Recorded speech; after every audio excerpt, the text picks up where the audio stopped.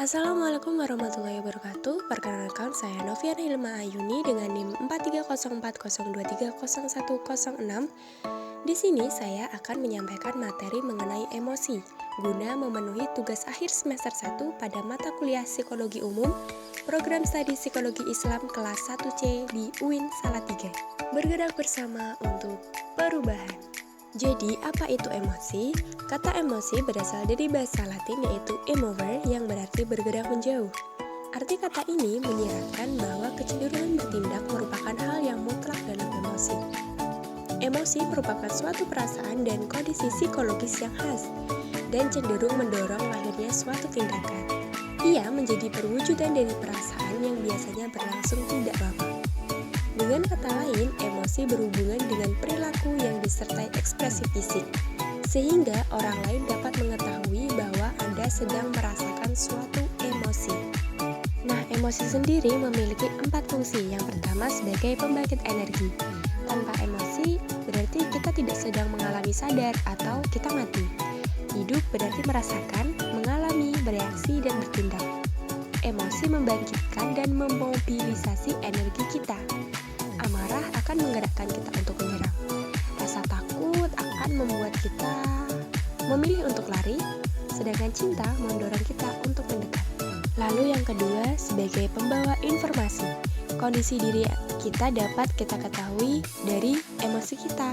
Jika marah, kita tahu bahwa kita dihambat atau diserang oleh orang lain.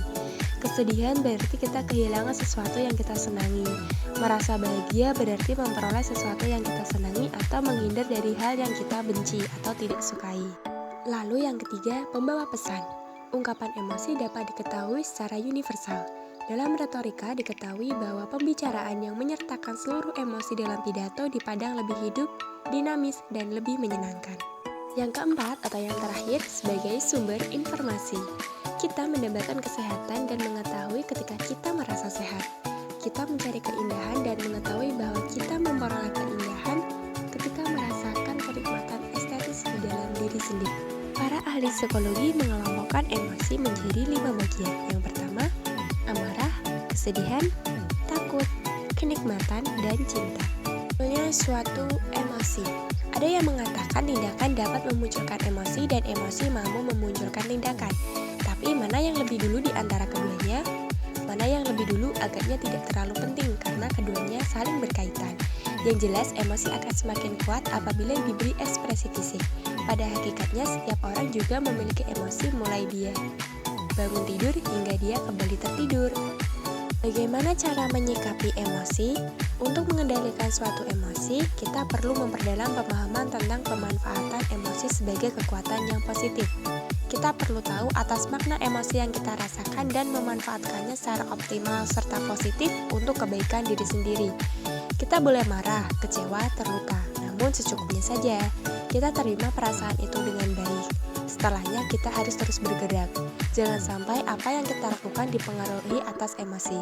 Karena kemampuan mengendalikan emosi adalah kekuatan yang mampu membantu dan peningkatan kualitas hidup. Nah, untuk penutupnya, aku mau kutipin satu quotes dari William Arthur Ward.